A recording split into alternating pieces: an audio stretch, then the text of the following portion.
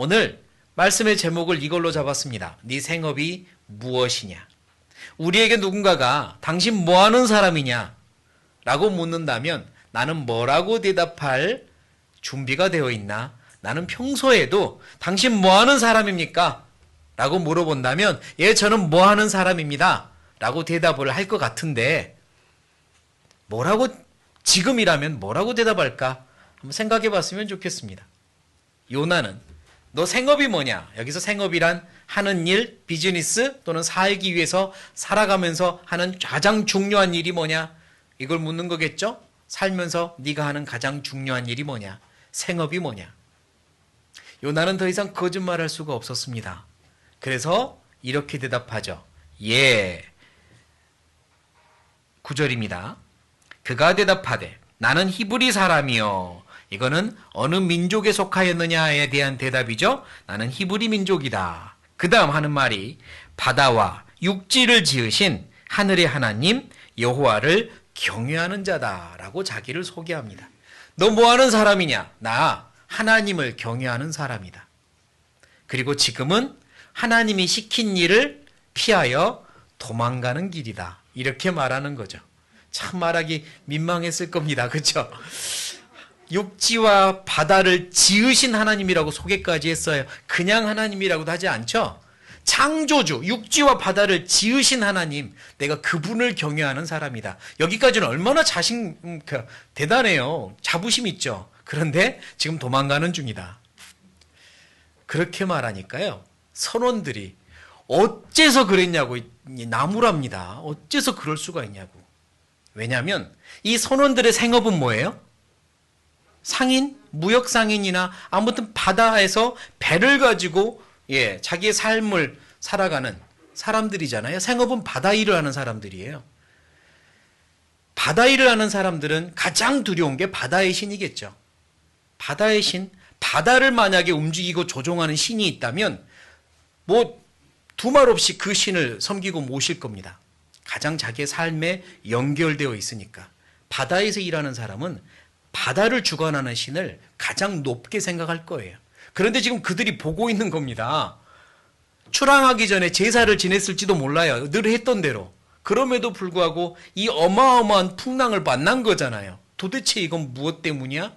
했는데 방금 요나가 말한 겁니다. 제비 뽑힌 요나가 나는 하늘과 바다를 창조하신 분을 섬기는 사람이다라고. 그러니까 그들이 깜짝 놀란 거죠.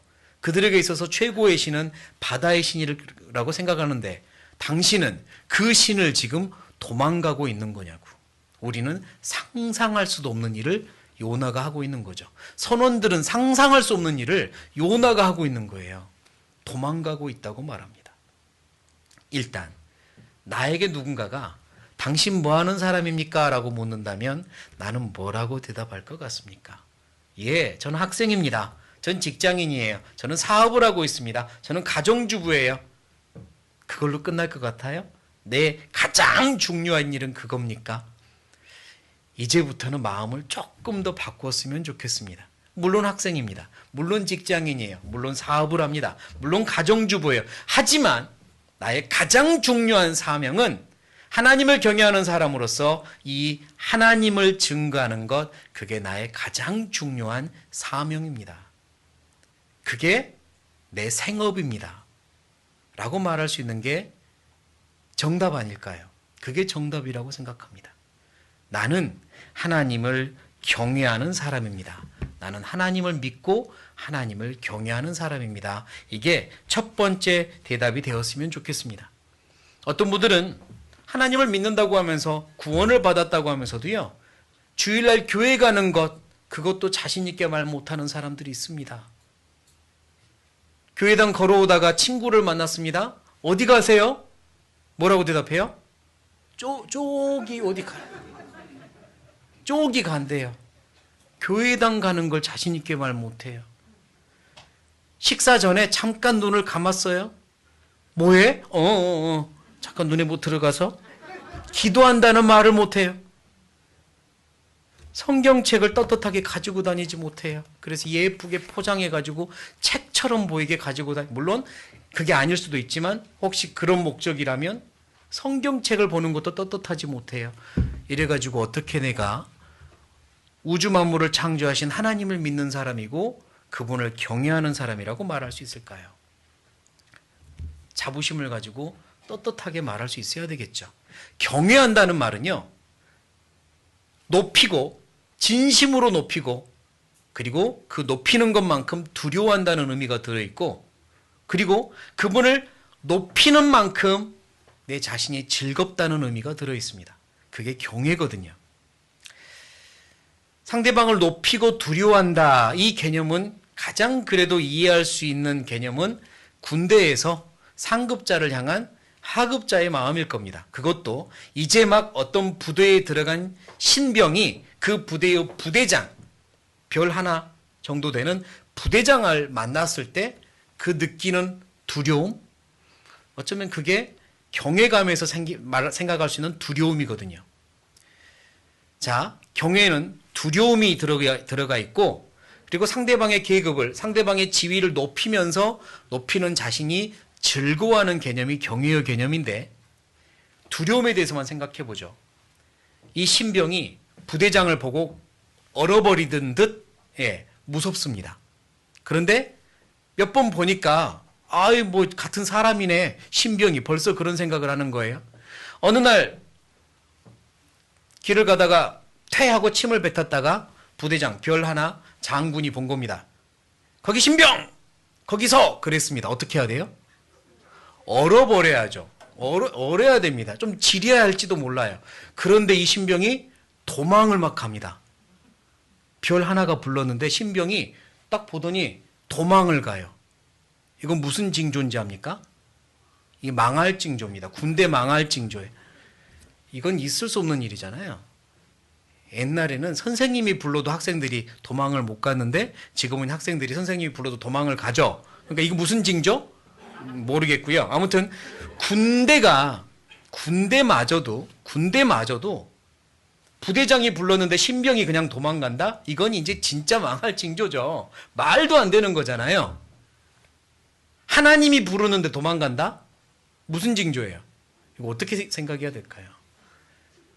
야, 하나님이 부르는데 도망간다. 이건 경외하지 않는 거죠. 정말 경외한다면 그럴 수 없는 거잖아요. 그러니까 요나의 말이 너무 모순되는 겁니다. 저는 하늘과 바다를 창조하신 하나님을 경외하는 사람인데 지금 낯을 피하여 도망가고 있습니다. 너무 모순이잖아요. 나는 하나님을 경외하는 사람입니다. 그게 내 마음 안에서 진심으로 나올 수 있어야겠습니다. 당신은 누굽니까? 생업이 뭡니까? 예, 저는 하나님을 경외하는 사람입니다. 그리고 진실로 하나님을 그렇게 경외하고 높이고 두려워하는 삶을 사는 게 마땅합니다. 야고보서를 한번 찾아볼게요. 야고보서입니다. 야고보서 2장.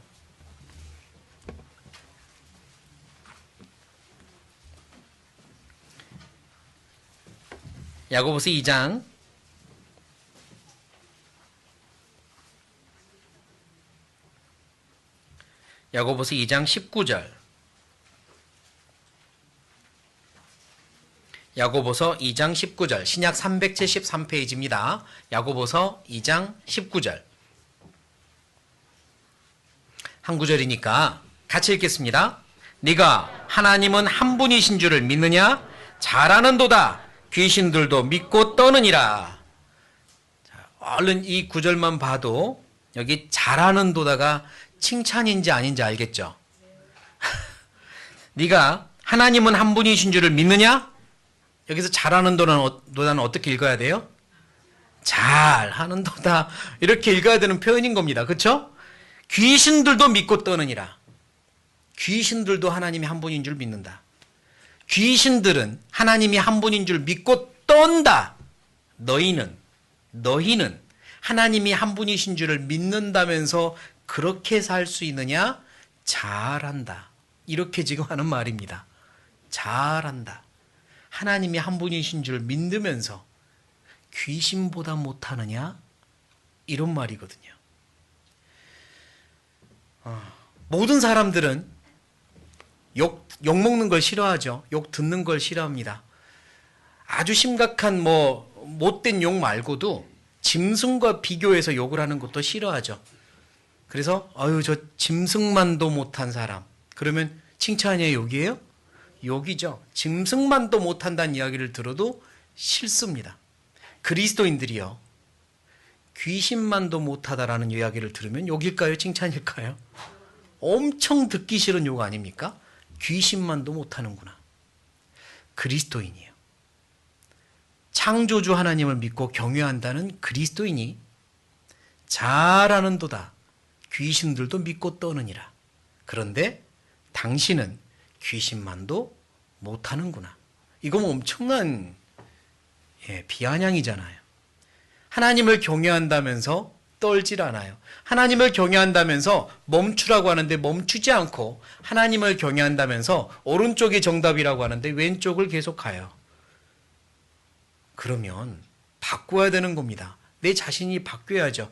그렇지 않고서야 내가 어떻게, 나는 하나님을 경외하는 사람입니다, 내 가장 중요한 일은, 내 생업은 하나님을 경외하는 사람이고 하나님을 증거하는 사람입니다라고 말할 수 있겠습니까? 정말 하나님을 두려워한다면 내 마음대로 결정하지 못합니다. 정말로 하나님을 두려워한다면 하나님의 뜻이 뭔지 계속 구할 수밖에 없습니다. 왜 그리스도인이 하나님을 두려워하지 않고 살까요?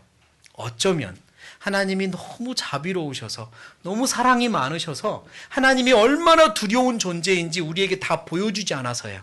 하나님이 얼마나 두려운 존재인지 우리에게 보여주기를 스스로 삼가셔서 우리가 그러는 것 같아요. 하나님이 그닥 두렵지 않은 존재로 여겨지는 것 같아요. 하나님은 그러셔야만 하는 것처럼 스스로 하나님을 내가 만들고 있는지도 몰라요. 그렇지 않습니다. 하나님 두려우십니다. 참고 참아주시고 은혜를 베풀고 베풀어 주시지만, 그러나 끝까지 내가 내 갈 길을 걸어가고 고집을 부리면 그때부터는 하나님의 두려우심을 보게 될 겁니다. 그러니까 하나님을 정말로 진심으로 두려워하고 그 두려워하는 자기 자신이 즐거운 신앙생활, 그게 경외하는 신앙생활입니다.